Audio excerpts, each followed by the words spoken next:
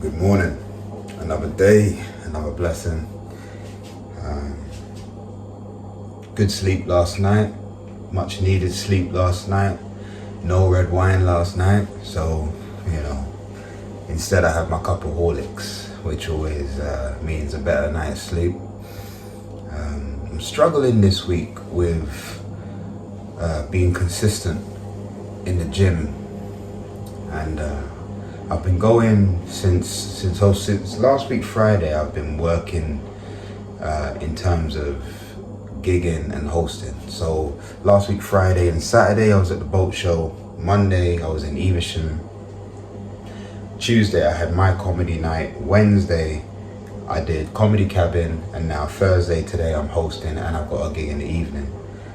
So I've kind of been going consistently every day, and what I found is that with the late nights and not being totally locked in with my diet and exercise, I'm actually allowing myself to have things that I normally wouldn't. I'm allowing myself to pick away at little things that I wouldn't. Even last night before I went to bed, I had a couple of Haribo. It's like when I was locked in, I was not having Haribo ever. So I'll weigh myself again tomorrow to assess where I'm at. However, next week is looking like a much lighter week in terms of hosting and other commitments. Even gigs are pretty light next week. I haven't got anything really booked in. Maybe just one gig, I think. So I do like to gig between 3 to 4 times a week. And I will have to figure out what that looks like in terms of my health, my fitness, my well-being also. Because it's a whole new world, really, that I'm in doing this full time. So I'm gonna have to navigate that and see exactly what that looks like and make sure that I can still show up for myself with the workouts, with the food. I did get the food yesterday to do my meal prep, so that's good. That's in the fridge. I didn't do it last night, but it's in the fridge. It's ready to go, and I'll figure it out. But for now, it's just time to get the day started again. Be thankful, be grateful, and looking forward to another hosting. I'm hosting today for I think it's the summer function for WH Smith, so that should be good. I thought WH Smith had gone out of business. I could swear I heard something saying that they're going into administration or something, but clearly they still exist. So I've got that, and then back home, have a bite to eat, and then later tonight, Big Belly. So should be good, should be a good day. Let's get after it. Okay, so I have to be at the venue for about 1 o'clock, and at the moment it's about 20 minutes to 10 in the morning. Now, generally you'd say that's enough time, right? That's enough time to get in the gym. It's enough time to do a full workout. The thing is, there's certain things I hate rushing. So I was always taught when I was growing up, certain things you never want to do when you're in a rush. One of those is shopping. You never want to go shopping when you're in a rush. You're going to forget something. And when it comes to working out, I never like to rush it. I like to feel like I've got time on my side. So what I've decided is I'm going to go and I'm going to do 30 to 40 minutes on the stairs. And you know what? I've said it before. I'll say it again. A little bit of a workout is better than no workout. So I'll do 30 to 40 minutes on the stairs, get my heart rate up, burn a few calories, get myself moving. And, the walk to and from the gym also, you got to factor that in. And then when I get back, got to prep my clothes, have lunch, all of that stuff. So that's why I figure I'll just do this. And then once I've done that, get myself ready and go to host for WH Smith. Okay, so nearly there. Get in, get it done, get back.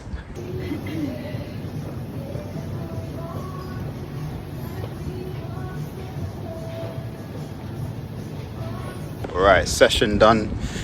Just 40 minutes on the stairs, feeling good. Got a big sweat on. Gonna pop to my barber, see if my man is available. I got a little bit of time on my side, so if I can get this fade going to hide some of these grays, then I'm gonna do it. Like I say though, a little bit of something is better than doing nothing, always. And even just for those 40 minutes, I feel really good. And what's really cool is, like, I know, so I've put on a couple of kilos since the photo shoot, but the great thing about going through that whole process is knowing that I've got the knowledge now. So let's say, for example, I wanted to drop about a kilo, right? Let's say I wanted to drop maybe like a kilo in a week. Then I know exactly what I'd need to eat. I know exactly how I'd need to train. And it probably wouldn't take much. Maybe 40 to 60 minutes on the stairs for about 5 or 6 days. And just limiting my food to like maybe 60 grams of oats in the morning. Maybe 120 grams of chicken with some mashed potato for lunch. And then maybe like 140 grams of turkey with some veg and a little bit of rice for dinner. Loads and loads of water, and before you know it, I'm gonna be right back to, you know, a good physical standard, you know. Right, so I've just finished hosting the bingo for WH Smith. Man, I can feel that my voice is like, I can feel that my throat just wants a rest. I've been watching too much It Is What It Is, because as soon as I said that, my first impulse in my head was to say pause. But yeah, anyway, I finished hosting the event. Genuinely, when I host these events, I want the people in the audience to have as much fun as I'm having on stage. And I feel like when you're on stage hosting an event like this, you have to be present. And you have to try your best to, well, you have to kind of be in the moment. I feel like if you're dead behind the eyes or you're not enjoying yourself, then that energy is going to feed to the people in the audience. But I just try to have fun, be playful. It really helps with MCing. Like it really helps with being a better MC, or MCing helps with hosting. You know, it's like they feed one another. I don't think I've ever hosted one of the events here or hosted an event and afterwards felt like I have less energy, in the sense of like I've hosted an event and then afterwards I've felt tired, like naturally, because you've expended energy, but in this weird way you also feel full of energy and you feel positive and optimistic. If only, like, obviously once you get to it, I was gonna say if only hosting paid as much as some other jobs, but obviously once you get to a certain skill set and a certain level, then you can demand bigger amounts for hosting events. But all of this adds to becoming a better performer and adds to the craft of it all, and ultimately it's something that I enjoy doing and like to get better at. So yeah, but I'm gonna get prepped for my set tonight at Big Belly and figure out a good set list for that. But yeah, gonna get home now, boy. I think I've earned a couple of hours rest, and yeah, but it was a good time. I didn't know WH Smith employees got that wild. They were good fun. All right, let me get myself home. Okay, I am off to Big Belly Comedy Club. Big Belly Comedy Club started out under the name of, back in the day, it was Vauxhall Comedy Club. And it was literally like located just across the road from where I lived. And I'd come home from work, so I'd maybe do a day shift, get home about 8:45, and I'd just pop over to the club and just sit there and watch comedians work on material. And you know, I performed there a couple of times. In fact, that's not true, I performed there a lot of times. But it was just so nice to have a club on my doorstep where I could just literally turn up, get in, sit down and watch comedy. I used to really enjoy that. But they've moved now, to closer to Waterloo, which is not too far away from where I'm at. So just a quick drive there, and I'm on stage at 9:25. To be honest with you, I'm cutting it a little bit finer than I'd like, but on stage at 9:25, and I'm doing a 10-minute set tonight. So another opportunity to work on some stuff, try and open strong, close strong, and then do some stuff in the middle that might require a little bit of work. Like when I got home from hosting the gig this afternoon, I was really tired, actually. I know I said like, you get, it fills you up with energy, but when you crash after performing, you really do crash, you're out of it. And I was laying on my sofa and I was so tired, and part of me just wanted to call it a night. My girlfriend's coming round. I was thinking we could just chill for a couple hours, watch some cheesy TV, but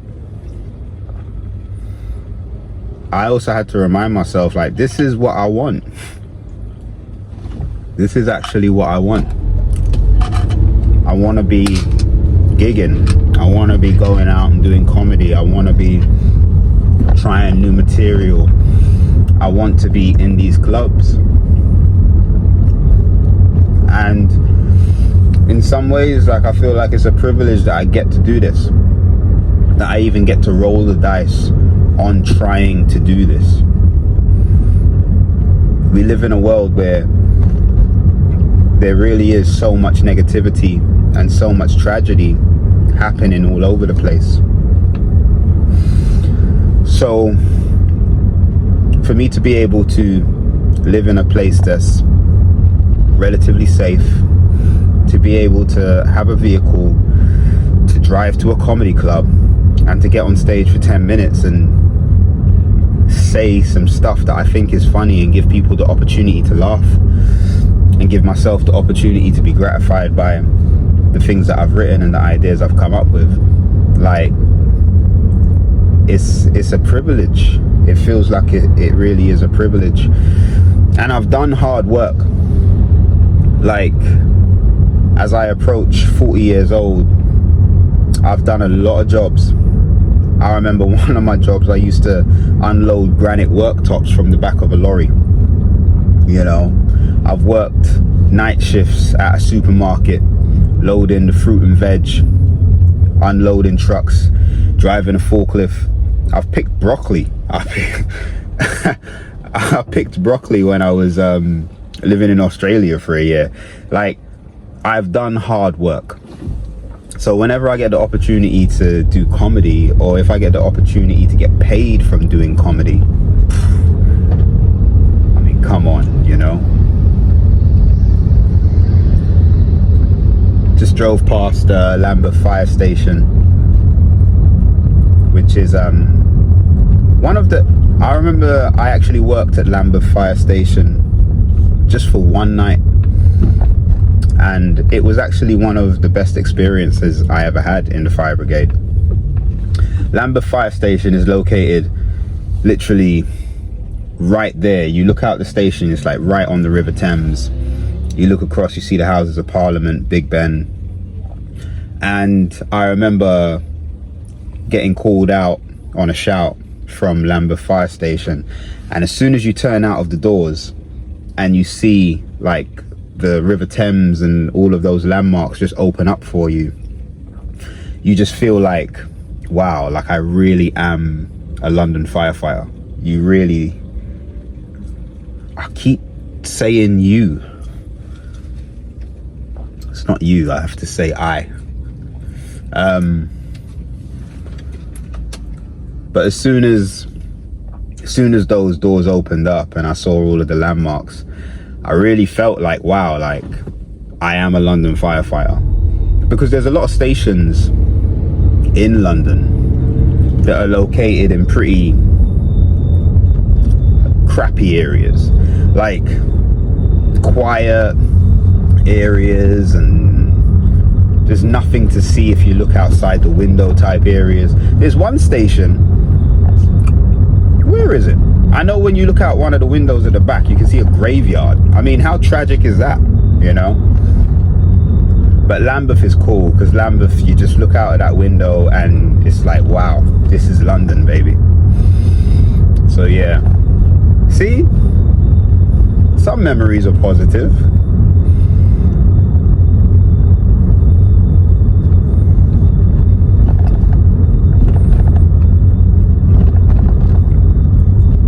Alright, my back tire is squeaking so much that people are actually looking at me.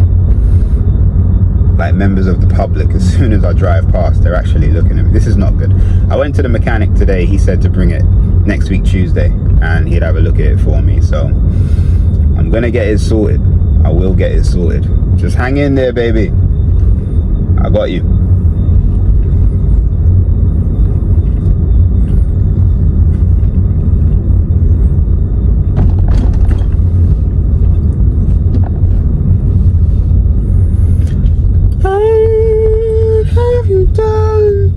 Your pink pony girl and a pink pony club. That's my tune at the moment. Actually, I'm gonna stop this recording so I can play that song. I enjoy that song. I like that song. But nah, man. I love the fact that these two are just explaining the joke. She's like, over here, she was like, massive gag reflex, what does that mean? You can tell who's never sucked a cock before, you know what I'm saying? They just highlight themselves in the room. Okay, Big Belly. That was fun. That was actually fun. Really nice crowding. They were a mix of some chatty people with some other. There was one guy in the front. Honestly, I didn't even know I could make someone laugh that much. Like I'm not, I'm not just saying it, but like this guy was really enjoying stuff, man. He came up to me afterwards. He was like, hey, yo, thank you so much. I needed a laugh tonight. And, you know, it's moments like that when you actually do realize that comedy really does have a massive place in the world and in people's lives, because we all need to laugh. I actually remember about 3 weeks ago, maybe. I think it was about 3 or 4 weeks ago. I was out with a couple of guys, couple of comedians, and I was feeling low. I was genuinely in a low spot because it was the first time that I actually realized that I can't spend the way I used to. And I'm not like a big person when it comes to spending money. I'm not like a lavish spender, but you know, they were like, should we go for food? And in that moment, I was like, I don't really know if I can, because I don't have a fixed income like I used to. And all of these things were going through my head, and I was feeling low and feeling a bit down on myself. And one of them said something or did something, and it just made me laugh, like a genuine laugh. And in that split second, in that moment, I just felt so much better. And you know what? I'm actually going to name the comedian. It was Diesel. Diesel said something and it made me genuinely laugh. And in that moment, it just made me realize what we actually do as comedians. And we don't always get to feel that, but we give that to the audience. So yeah, I'm buzzing. That was a really nice set, and I'm off home now. My girl's there, she's waiting for me. Time to snuggle and get some rest. Maybe even something else, you know what I'm saying? All right, cool, I'm gone. Peace.